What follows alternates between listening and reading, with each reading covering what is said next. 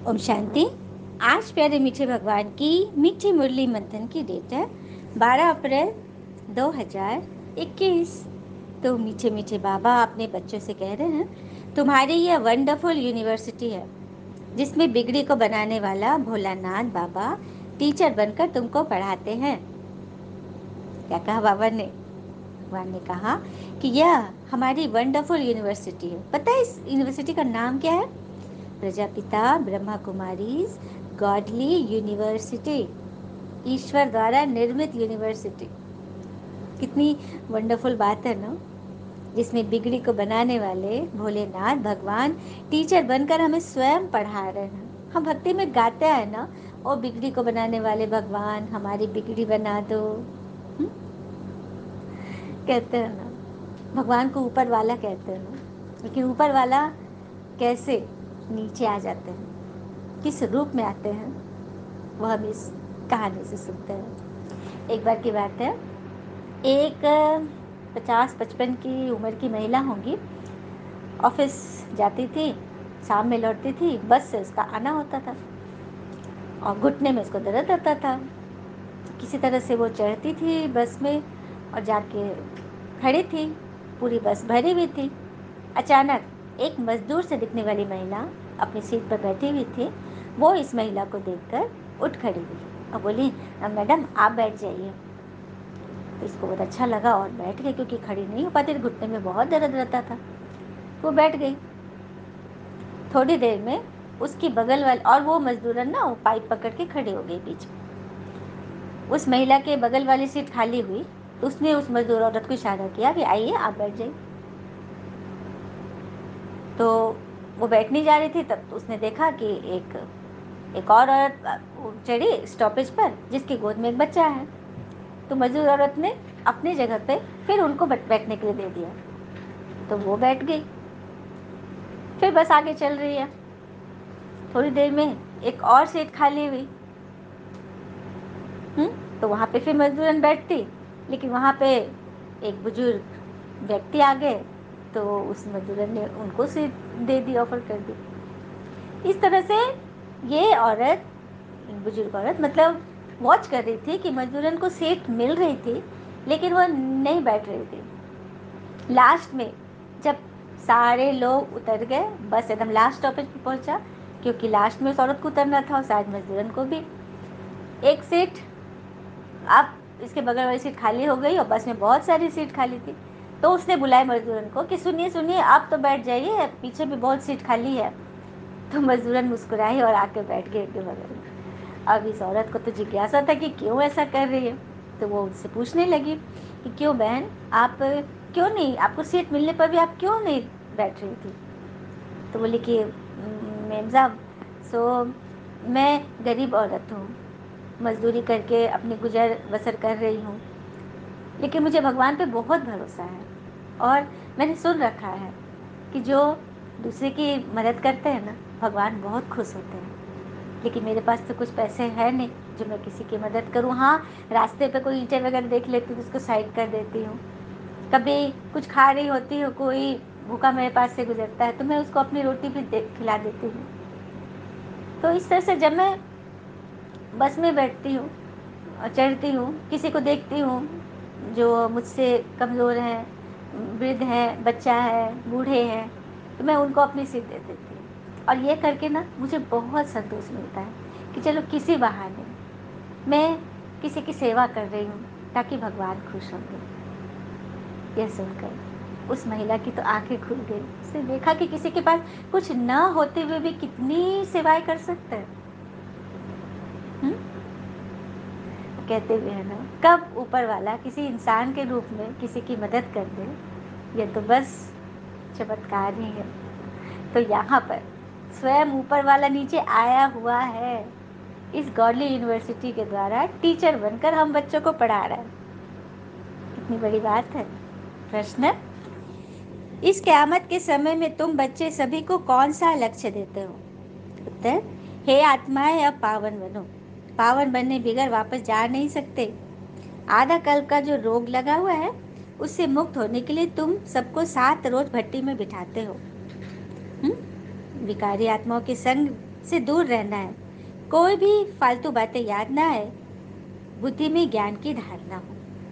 देखो बाबा क्यों कहते हैं व्यर्थ बातों से मन को हटाओ, लेकिन मन उससे हटता ही नहीं है। बाबा बार बार बोलते हैं ना, जो ज्ञान तुम रोज पढ़ते हो, सुनते हो, समझते हो, उसको मनन करो। अच्छे जो स्टूडेंट होते हैं ना, स्कूल में पढ़ लिए, चलो डायरी में भी नोट कर लिया, तो घर आकर वो बार बार उन चीज़ों पे फोकस करता है, उसको याद करता है, रिवाइज करता है, उस चीज़ों को आत्मसात करता है, धारण करता है, ताकि वो चीज़ें उसको एकदम कंठस्थ हो जाए, याद हो जाए, और वो पेपर आने पे आसानी से लिख दे, उसे जरा भी एफर्ट नहीं लगाना पड़े। मतलब इस तरह से फ्लोलेसली वो काम करे। तो बाबा यही बोलते ज्ञान का, लेकिन आत्मा इतनी कमज़ोर हो गई है, घिस गई है, बैटरी इतनी डिस्चार्ज हो गई है कि बस फालतू बातों में, मनन चिंतन में बड़ा मन लगता है। किसी ने कुछ बोल दिया, कुछ उल्टा सुल्टा हो गया, कोई वैद की बातें हो गई, कोई गॉसिप की बातें हुई, फिर देखो मन की तरह मनन चिंतन करता है, सारा समय संकल्प उसी के चलते रहेंगे। तो उन बातों में मनन चिंतन बहुत होता है, जिससे कि हमारा डाउनफॉल हो रहा है, मेरी बैटरी डिस्चार्ज हो रही है, वहाँ पर मन बहुत जा रहा है। लेकिन जहाँ से मेरी बैटरी चार्ज होगी, जो मेरे फायदे की चीज़ है, उसमें मेहनत लग रही है तो नहीं कर रहे। तो बाबा कहते कि अब तो उल्टा काम करो, सारा जीवन 2500 वर्ष तुम लोग उल्टे ही कर्म करते आए, तो बुद्धि में ज्ञान की धारणा तभी होगी जब तुम मनन करोगे। तो गीत है आज की मुरली का, तूने रात गवाई सोई के और दिवस गवाया खाई के। तो सारा जीवन हमको पता ही नहीं था ना कि अच्छा कर्म क्या है। अच्छा कर्म मैंने पुण्य कर्म, हम दान करना, हवन करना, जप तप करना, कर्म कांड करना, किसी को चलो दुख नहीं देना, झूठ नहीं बोलना, हाँ, एक दूसरे की समय पड़ने पर मदद करना, इसको समझते हैं पुण्य कर्म। तो चलो ये बहुत अच्छा कर्म है, लेकिन ये तो हो गए स्थूल कर्म जो कि दिखाई दे रहे हैं। बाबा तो सूक्ष्म पुण्य कर्म की बात करते हैं, जो कि हमारे अंदर है। कौन सा पुण्य कर्म सूक्ष्म में है? निंदक को अपना टीचर मानो, कहते हुए ना, जिसने नींद और निंदा पर विजय प्राप्त कर ली, हाँ, सफलता से उसे कोई नहीं रोक सकता। और कहते हुए ना कि ख्यालातों का बदलना भी हमारे लिए नया दिन होता है। जब हम ख्याल बदल लेंगे ना, अपने विचार बदल लेंगे, तो वो भी हमारे लिए सूरज उगने के बराबर होगा। हम अंधेरे से बाहर निकल गए। अच्छा, मीठे मीठे बच्चों प्रति भगवान की नमस्ते। हम बच्चों के भी प्यारे शिव पिता को नमस्ते। और बाबा दिल से सभी आत्माओं की तरफ से आपको very very very good morning. धारणा के लिए मुख्य सार है, पहली पॉइंट, किसी भी बात की डिबेट में अपना टाइम वेस्ट नहीं करना है। व्यर्थ बातों की बुद्धि में, व्यर्थ की बातों में बुद्धि जाती न जाए। जितना हो सके याद की यात्रा से विकर्म विनाश करने हैं। आत्म अभिमानी रहने की आदत डालनी है। आत्म अभिमानी कैसे बनेंगे, इस पर भी युधिष्ठिर की कहानी याद आती है। जब ये लोग बच्चे थे ना, गुरुकुल में पढ़ते थे, तो एक बार गुरुजी ने एक पाठ पढ़ाया था कि माता पिता की आज्ञा माननी चाहिए, और गुरुजी ने लिखवा दिया, बोला अब इसको याद कर लेना। दूसरे दिन गुरुजी ने पूछा सबसे, याद हो गया सबको? सबने हाथ खड़े किए, दुर्योधन, सब लोग, लेकिन युधिष्ठिर हाथ बंद करके बैठा था। गुरुजी ने सोचा ओ शायद इसे ठीक से लिखा नहीं होगा। तुमने लिखा है ना बराबर? जी गुरुजी। ठीक है, याद कर लेना कल। तो जी गुरुजी। फिर दूसरे दिन भी गुरुजी पूछा याद हुआ? बोला नहीं। तीसरे दिन नहीं, चौथे दिन अब गुरुजी का पारा एकदम हाई हो गया, बहुत गुस्सा हो गया, एक लाइन तुमको दिए, सारे लोग याद कर लिया, तुमसे याद नहीं हो रहा है। तो ऋषि ने बोला कि गुरुजी अब मैं याद कर रहा हूँ, कर लूँगा। अगले दिन गुरुजी बोला याद हुआ? तो जी गुरुजी, याद हो गया मुझे। अच्छा, क्यों? पहले दिन बहुत तुम्हें भारी लगा, मैं याद नहीं हो रहा था। तो गुरुजी मैं सिर्फ उसको रट नहीं रहा था, मैं उसे जीवन में उतार रहा था। माता पिता जो बोल रहे थे, मैं इन 5 दिनों में उनकी आज्ञा को एकदम शिरोधार्य करने के प्रयास में था, और आज मैं उस अभ्यास में पूर्ण हो गया, तो मैंने ये सबक याद कर लिया। तो देखा, ये होती है आत्म अभिमानी, मतलब किसी चीज को अंदर डालने की बात, आत्मा में टिकना। कहते हुए ना, आत्मा को तो पहले से ही पता है कि सही क्या है गलत क्या है, बात तो है मन को समझाने की। दूसरी पॉइंट, इस पुरानी विकारी दुनिया से मुंह फेर लेना है, शांति धाम और सुख धाम को याद करना है। नया मकान बन रहा है तो पुराने खंडहर में दिल रहेगी क्या?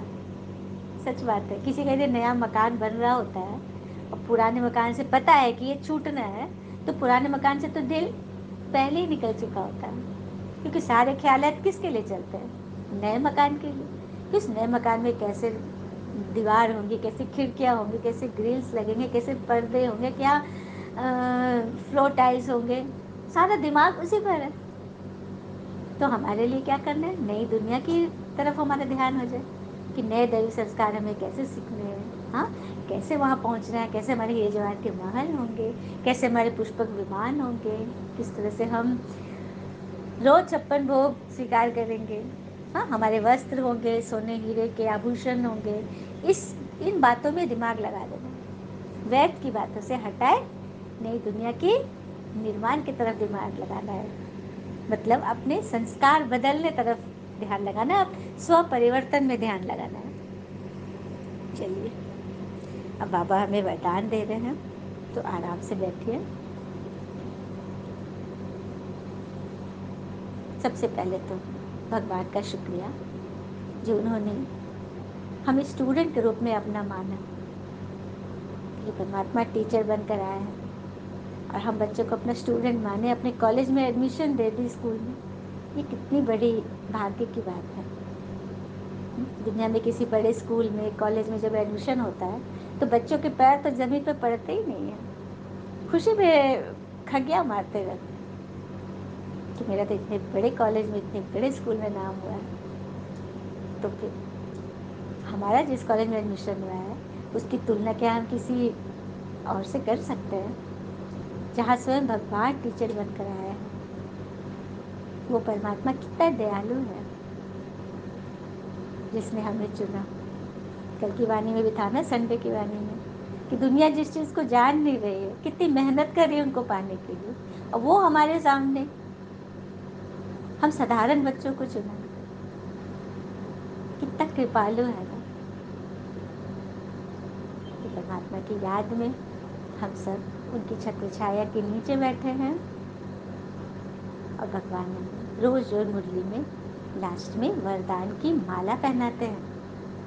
और वरदान उन्हीं को प्राप्त होगा जो इसे सबसे पहले तो याद करेंगे और दुर्योधन सॉरी युधिष्ठिर की तरह उसे जीवन में उतारेंगे। उन्हीं को तो वरदान की माला उन्हीं पर सुशोभित होगी। तो पापा ने कहा, माया के विघ्नों को खेल के समान अनुभव करने वाले मास्टर विश्व निर्माता भव। माया के विघ्नों को खेल के समान अनुभव करने वाले मास्टर विश्व निर्माता भव। कैसे? जैसे कोई बुजुर्ग के आगे छोटे बच्चे अपने बचपन के अलबेलेपन के कारण कुछ भी बोल दे, कोई ऐसा कर्तव्य कर ले, तो बुजुर्ग लोग समझते हैं कि यह निर्दोष अनजान छोटे बच्चे हैं, कोई असर नहीं होता उन पे। सच बात है ना, हम सब बच्चों के अनुभव है कि जब भी हम किसी छोटे बच्चे के संपर्क में आते हैं, उसको तो इतना पता ही नहीं है, वो कुछ भी हाथ से उठा के मार देगा, जिद करेगा, ज़मीन पे लौट जाएगा, तरह तरह के खेल पाल करेगा, लेकिन उसमें हम लोग एंजॉय करते हैं, वो हमारे लिए मनोरंजन का काम है। हम उससे इरिटेट नहीं होते। वही कोई बड़ा बच्चा करेगा, बड़े लोग करेंगे तो बिल्कुल इरिटेट हो जाते हैं। तो अपने आप को क्या समझना है कि हम तो बुजुर्ग हैं। ऐसे जब आप अपने को मास्टर विश्व निर्माता समझेंगे तो ये माया के विघ्न बच्चों के खेल समान लगेंगे। मतलब कोई आत्मा कुछ बोल रही है, कुछ हो रहा है, सोचो कि छोटा बच्चा रूप में माया इनसे खेल करवा रही है, तो उसको माया का खेल समझकर एंजॉय करेंगे। माया किसी भी आत्मा द्वारा समस्या, विघ्न व परीक्षा पेपर बनकर ले आती है, तो उसमें घबराएंगे नहीं, लेकिन उन्हें निर्दोष समझेंगे। माया का काम है, हमने क्या पढ़ाई पढ़ी, हुँ? उसकी चेकिंग कैसे होगी? जब तक पेपर नहीं आएगा, माया टेस्ट नहीं लेगी, तो हमें कैसे पता चलेगा कि हम कहाँ तक पहुँचे हैं, कितने पानी में हैं। तो माया वही करती है, हमारा पेपर लेकर हमें चेक करती है कि हम भगवान की याद में कितना है, हम श्रीमत में कितना एक्यूरेट चलते हैं। या खुद को ही बिल्कुल अंधेरे में रखे हुए हैं। तो कोई भी पेपर आए उसमें घबराना नहीं है। बाबा तो बहुत सुंदर बात बोलते हैं, जब माया तूफान लाती है ना, जब जीवन में कोई तूफान आता है या फिर कोई आया हुआ है, अतीत की बुरी घटना का साया मेरे मस्तिष्क से हट नहीं रहा है, इसका मतलब है वो भूत है, भूतकाल। किसी आत्मा में जब भूत लग जाता है तो लोग कितना परेशान हो जाते हैं, उसका जीवन एकदम छिन्न भिन्न हो जाता है। रात दिन उसको डॉक्टर के, तांत्रिक, ओझा वगैरह के चक्कर लगाने पड़ते कि इसका भूत निकल जाए, कितना झाड़ फूक, कितना मारा पीटा जाता है उसको, कितने तरह से उसके, और कहते हैं इसको नहीं मारे, भूत को मार रहे। तो भूत बुरी चीज़ है, भूतकाल को याद नहीं करना है, भूतकाल की अच्छी बातों को याद करें, ऐसी बातें नहीं जो कि हमें फंसा रही, हमें दुख दे रही, हमारी आंखों में आंसू ला रही है। आधी बात समझ में। और भविष्य को भी नहीं सोचना है ज़्यादा कि क्या होगा, कैसे पार लगेगा, बिल्कुल नहीं। अब भगवान ने हाथ पकड़ लिया है, हमारे नैया के खेवैया जब स्वयं भगवान बने बैठे हैं, तो फिर अभी भी हम ही चिंता करें तो वो छोड़ देगा ना पतवार। क्या हम सब चाहते हैं ऐसा? नहीं ना। बस निश्चिंत होकर उनकी गोद में बैठ जाए। स्लोगन: स्नेह, शक्ति और ईश्वरीय आकर्षण स्वयं में भरे तो सब सहयोगी बन जाएंगे। स्नेह, शक्ति व आकर्षण, ईश्वरीय आकर्षण।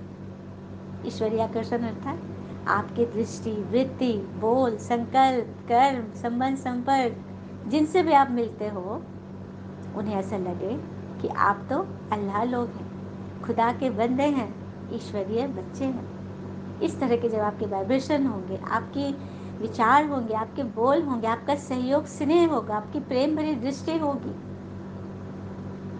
तभी तो आपको सबका सहयोग स्वतः मिलेगा। सभी आपको मानेंगे, समझेंगे और आपकी बात सुनेंगे और ईश्वर को मानेंगे कि ईश्वर तो स्वयं आ गए हैं टीचर बनकर। तो हम सबको भी पढ़ना है और जल्दी जल्दी सब अपने इस कॉलेज में एडमिशन ले लेंगे, है ना।